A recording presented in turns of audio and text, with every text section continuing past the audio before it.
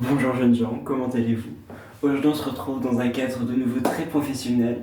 Puisque je n'ai pas d'idée, on est dans ma salle de bain. Et aujourd'hui on va se poser la question du bonheur. Je ne sais pas si ça vous est déjà arrivé de vous demander, suis-je heureux? Est-ce que je serai heureux un jour? Parce que c'est vrai que quand on regarde dans les publicités, dans les films, dans les livres, dans la musique, on a une vision du bonheur qui est un petit peu particulière. C'est le bonheur de l'avoir, le bonheur d'être connu, riche, jeune, célèbre. Et pourtant, on sait tous que c'est pas la version du bonheur qui nous rendra pleinement épanouis, pleinement heureux. Et pourtant, peut-être qu'au fond de nous, ça a impacté notre vision de voir le bonheur. Et même, peut-être que ça a condamné beaucoup de personnes au malheur de se dire qu'on ne pourra jamais atteindre ce bonheur-là. Donc, c'est pour ça qu'on va se demander dans cette vidéo-là, est-ce qu'on peut atteindre le bonheur? Est-ce que le bonheur, il existe déjà? Et si oui, comment l'atteindre? Donc, pour répondre à cette question, on va procéder par différents moyens. D'abord, on va essayer de définir le bonheur qu'on nous vend, et qu'est-ce que serait le vrai bonheur. Ensuite, on va voir la manière d'envisager le bonheur par le stoïcisme. Ensuite, le bonheur vu sous le prisme des films, des séries, des livres, etc. Et enfin, peut-être une autre alternative de bonheur qui est celle sur laquelle je me questionne énormément en ce moment parce que vivre heureux, à mon sens, c'est ce qu'il faut pour vivre vraiment. Donc c'est pour ça que j'essaie d'être heureux un maximum dans ma vie. Donc déjà, pour essayer de définir le bonheur, on est face à plusieurs épaves. La première, c'est que le bonheur, c'est pas vraiment comme la joie, la tristesse, la peur, c'est pas une émotion ou un sentiment, puisque l'émotion ou le sentiment sont des choses qui passent. Alors que le véritable bonheur, la plénitude, ce sera un petit peu plus comme l'éros dans la philosophie grecque. Ce serait plus un état de plénitude où on est prêt à accepter tout ce qui nous arrive, où on est prêt à tout parce qu'on se sent en vie. Et peut-être que le bonheur, ce serait justement comme les roses et qu'il faudrait deux moyens pour y arriver. L'amour, véritable évidemment, ou la philosophie, ou en tout cas une expérience qui est au-dessus de toutes celles qu'on pourrait vivre dans une vie normale et qui nous permettrait d'accéder au bonheur. Cependant, quand on se dit ça, on fait un petit peu l'erreur de vouloir être heureux. Peut-être que le bonheur, c'est un état peut-être, mais un état inconscient. Et qu'à partir du moment où on conscientise l'envie d'être heureux, l'envie d'être rempli de bonheur, de sérénité, de plénitude, on ne pourra jamais l'atteindre puisqu'on le veut et tant qu'on ne va pas l'être, on va être dans le manque. Et comme le bonheur, c'est la plénitude, le fait de vouloir être dans le bonheur, ça nous empêche de l'atteindre. Donc c'est pour ça, on pourrait essayer de trouver une première doctrine qui enlèverait l'envie, le désir de bonheur pour pouvoir atteindre le bonheur, et ce serait la pensée stoïcienne. Donc la pensée stoïcienne, j'ai pas les livres sur moi, mais je vous conseille grandement Pensée pour moi-même de Marc Aurèle ou le manuel d'Épictète. La pensée stoïcienne, dans leur doctrine, c'est un mouvement de pensée où on essaie de mettre tout ce qu'on ne peut pas contrôler en dehors de nous. Ça veut dire, par exemple, on va prendre des choses simples, mais la météo, on ne peut pas la contrôler, c'est en dehors de nous. Donc qu'il pleuve ou qu'il fasse mauvais, on est heureux parce que ça change absolument rien. Ou ce qu'on mange à midi, on ne peut pas forcément le définir et pourtant ça ne va pas influer sur notre humeur. La seule chose qui peut nous faire accéder au bonheur, c'est ce qu'on est capable de changer. Ça veut dire notre motivation, de mener à bien nos projets, d'être avec les gens qu'on aime, d'être vraiment plus que simplement avoir la présence, être émotionnellement, activement avec les personnes que l'on aime. Ça a différents avantages. Alors évidemment, là, je rentre pas dans le détail parce que j'ai pas le temps et je vous conseille vraiment de vous documenter sur la pensée stoïcienne.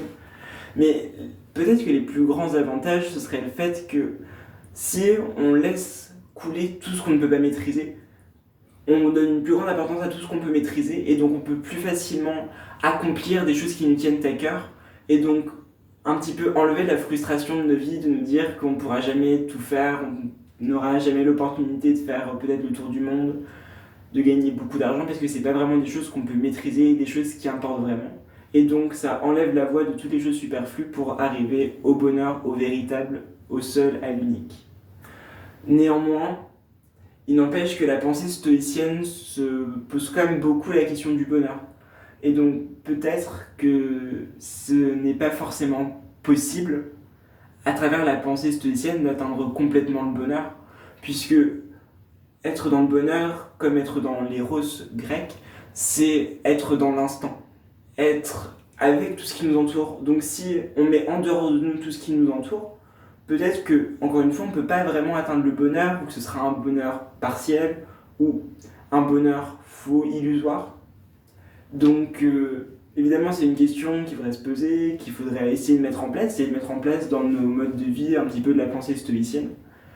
Et peut-être déjà qu'on verra un chemin vers le bonheur, mais à mon sens, il n'y a pas que ça, il n'y a pas que cette pensée-là pour nous faire penser au bonheur. Ensuite, et alors là je ne vais pas rentrer dans les détails, mais je vous conseille aussi de vous renseigner, c'est la pensée épicurienne. Je m'y connais vraiment pas assez, mais je sais juste que la pensée épicurienne et le bonheur sont très intrinsèquement liés. Donc je ne peux que vous conseiller d'aller vous renseigner sur ce sujet-là. Maintenant, on va voir peut-être tout ce qui est l'inverse du bonheur, à savoir le bonheur qu'on nous retranscrit dans les films, dans les livres. C'est d'ailleurs ce qu'on va utiliser dans cette vidéo, dans la musique, puisque dans la musique, on a une utilisation des paroles, ou même dans la musique classique et savante, une utilisation du bonheur qui passe à travers différentes choses.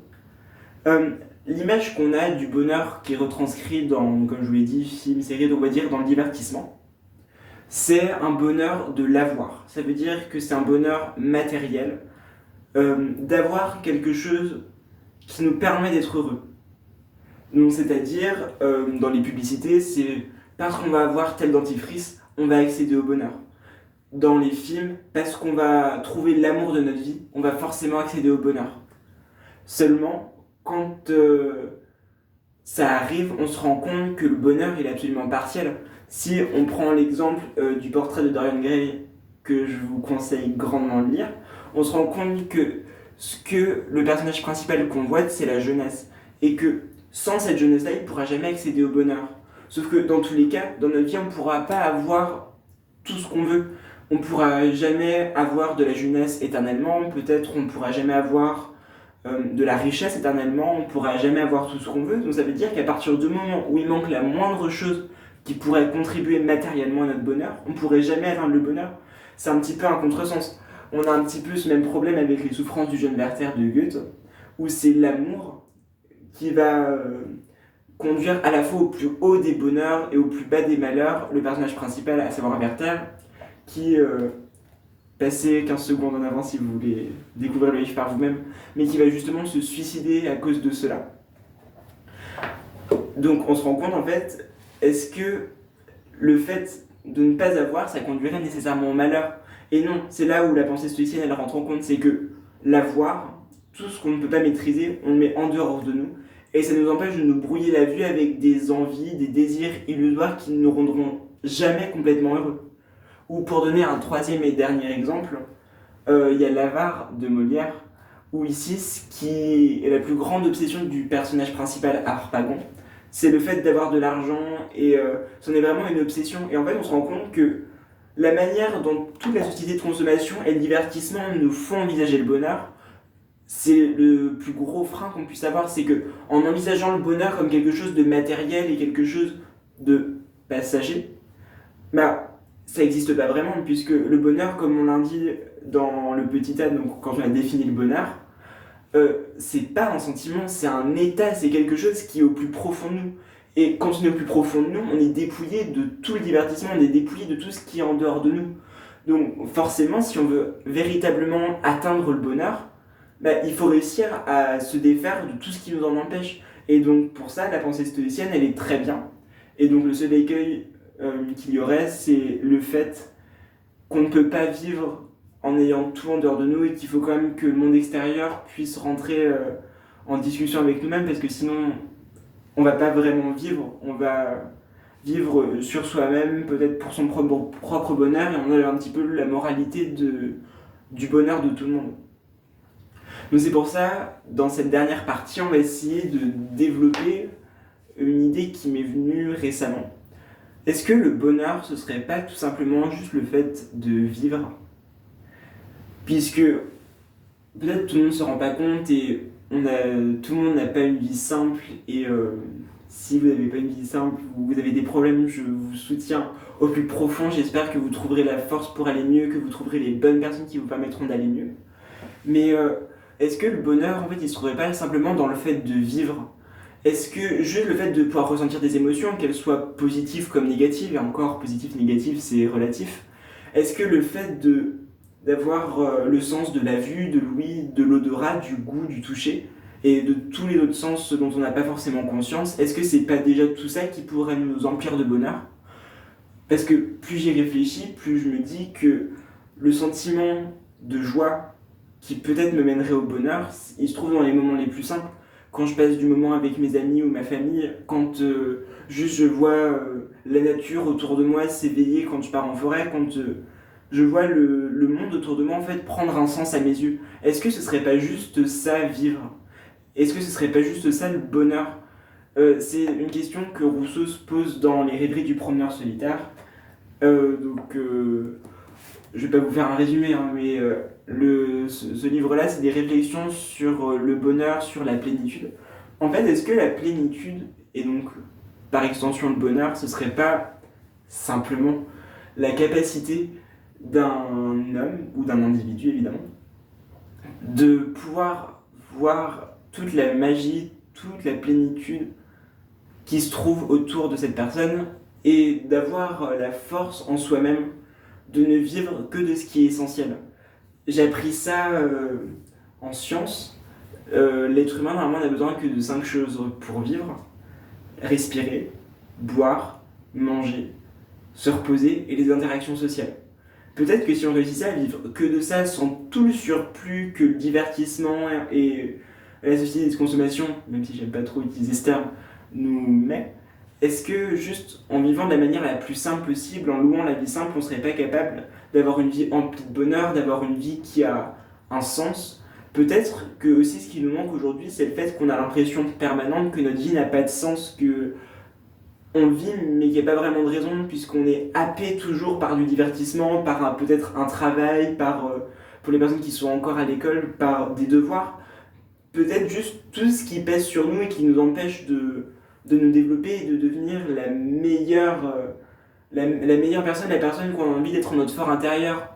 Peut-être que juste le bonheur, ce serait le fait de réussir à trouver en soi-même toute la plénitude, d'avoir un but de vivre, d'avoir juste ce qu'il nous faut pour vivre. Et si je suis très honnête avec vous, à ce jour, je ne pense pas avoir trouvé ma raison de vivre.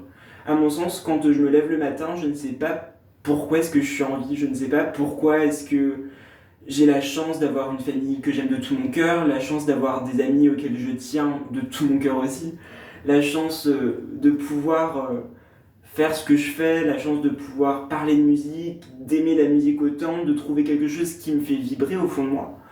Et je me demande juste, pourquoi est-ce que je vis? Est-ce que le fait de ne pas savoir où est-ce que je vais, ça va m'empêcher d'atteindre le bonheur?